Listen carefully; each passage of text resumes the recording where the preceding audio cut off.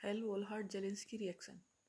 हेल-वोल्हार्ड-जेलेंस्की reaction में क्या होता है, कार्बोक्सिलिक एसिड से अल्फा हेलो कार्बोक्सिलिक एसिड बनता है।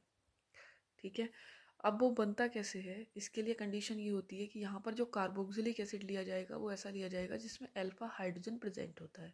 अल्फा हाइड्रोजन क्या होता है, अल्फा हाइड्रोजन होता है कार्बोक्सिलिक एसिड जो हमारा फंक्शनल ग्रुप रहेगा उससे जुड़ा हुआ पहला कार्बन अल्फा कार्बन और उसके साथ जुड़े हुए सारे हाइड्रोजन अल्फा हाइड्रोजन। ठीक है, तो इस तरीके का कोई कार्बोक्सिलिक एसिड लेंगे, उसकी रिएक्शन जब हम क्लोरीन के साथ, क्लोरीन या ब्रोमीन किसी हैलोजन, हैलोजन कौन सा, क्लोरीन और ब्रोमीन के साथ जब कराते हैं in presence of small amount of red phosphorus. ठीक है, रेड फास्फोरस के साथ जब हम इसकी रिएक्शन कराएंगे की प्रेजेंस में, जब हम Cl2 या Br2 के साथ, Cl2 या Br2 के साथ जब रिएक्शन कराएंगे तो यहाँ पर अल्फा हेलो कार्बोक्सिलिक एसिड बनेगा। ठीक है, यहाँ हमने Cl2 के साथ कराई है तो एक हाइड्रोजन इसका हट जाएगा और उसकी जगह पर कौन आ जाएगा, Cl आ जाएगा। ठीक है, रिएक्शन आगे चलती रहेगी तब तक जब तक कि इसके सारे के सारे अल्फा हाइड्रोजन ना हट जाए। यहाँ पर ट्राइक्लोरोएसिटिक एसिड बन गया है। नेक्स्ट देखते हैं, हमने एक क्या करा लिया, Br2 के साथ भी हम इसकी रिएक्शन करा सकते हैं। तो यहाँ पर हमने प्रोपियोनिक एसिड ले लिया। प्रोपियोनिक एसिड के साथ जब हम Br2 की रिएक्शन कराएंगे किसकी प्रेजेंस में, रेड फास्फोरस की।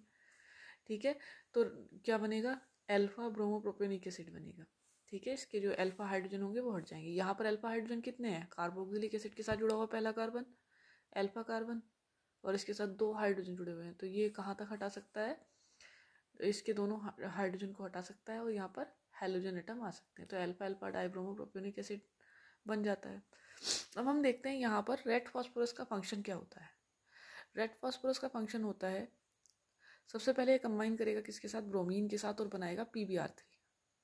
ठीक है, PbR3 बना लेगा, फिर वो रिएक्ट करेगा कार्बोक्सिलिक एसिड के साथ और एक करस्पॉन्डिंग एसिड ब्रोमाइड बनाएगा कोई, जिसका इनोलाइजेशन हो जाता है। इनोलाइजेशन मतलब टॉटोमेरिज्म यहाँ पर होती है और फिर उसके बाद अल्फा ब्रोमिनेशन हो जाता है। ठीक है, देखिए मैकेनिज्म देखिए, सबसे पहले क्या बताया था, जो हमारा रेड फास्फोरस था वो किसके साथ रिएक्ट करेगा, Br2 या Cl2 जो भी हमने लिया था उसके साथ रिएक्शन करेगा और PbR3 PCl3 कुछ बना लेगा। ठीक है, यहाँ पर हमने Br वाला लिया है तो PbR3 बनाया है। फिर ये जो कार्बोक्सिलिक एसिड हमने प्रोपियोनिक एसिड लिया हुआ था उस प्रोपियोनिक एसिड के साथ ये PbR3 रिएक्ट करेगा। ठीक है, इसने बनाया यहाँ पर प्रोपेनॉइल ब्रोमाइड और फास्फोरिक एसिड।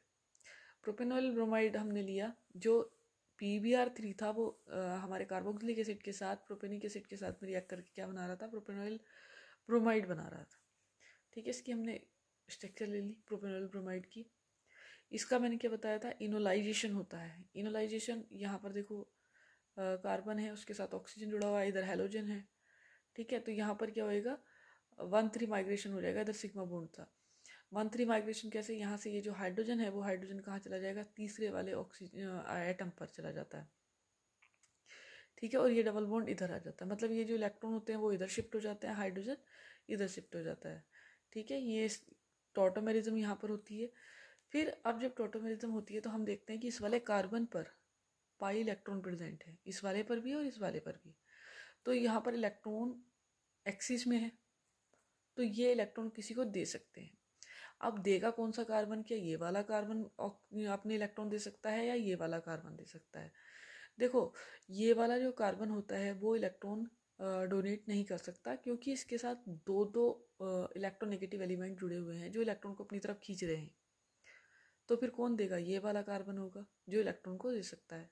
हमारे पास Br2 था रिएक्शन में, इस वाले की प्रेजेंस में ये जो Br2 था इसका इस पर डाइपोल जनरेट हो जाता है। डाइपोल कैसे जनरेट होता है, एक Br पर पार्शियल पॉजिटिव एक पर पार्शियल नेगेटिव चार्ज आ जाता है, तो जो पॉजिटिव वाला है उसको इलेक्ट्रॉन मिल जाएंगे। ठीक है, ये Br कहाँ पर जुड़ेगा, इस वाले कार्बन पर, क्योंकि इलेक्ट्रॉन यहाँ से गए थे। जब ये Br यहाँ पर जुड़ता है तो इधर इलेक्ट्रॉन की कमी हो जाएगी। इस इलेक्ट्रॉन की कमी को पूरा करने के लिए जो ऑक्सीजन होता है वो अपने इलेक्ट्रॉन इस हाइड्रोजन से खींच लेता है। ये ऑक्सीजन अपने इलेक्ट्रॉन किससे खींच लेता है, हाइड्रोजन से, तो यहाँ से हाइड्रोजन फ्री हो जाता है। ठीक है, वो हाइड्रोजन जो होगा वो इस वाले Br के साथ मिलकर HBr बना लेगा। रिएक्शन में से क्या निकलेगा? HBr। ठीक है, ये बना हमारा 2 ब्रोमो प्रोपेनॉइल ब्रोमाइड। अब हमने जो हमारा 2 ब्रोमो प्रोपेनॉइल ब्रोमाइड था उसकी रिएक्शन एक हमारे पास प्रोपेनिक एसिड अभी भी था, उसके साथ करा देते हैं तो हमारा अल्फा हेलो कार्बोक्सिलिक एसिड मिल जाएगा। ठीक है, ये मैकेनिज्म थी और रोल था किसका? रेड फास्फोरस का। तो ये थी हेल्बोल्हार्ड जेलेंस्की रिएक्शन जो बहुत ज़्यादा इंपॉर्टेंट है, एग्जाम में पूछी जाती है, तो इसकी प्रैक्टिस करेंगे।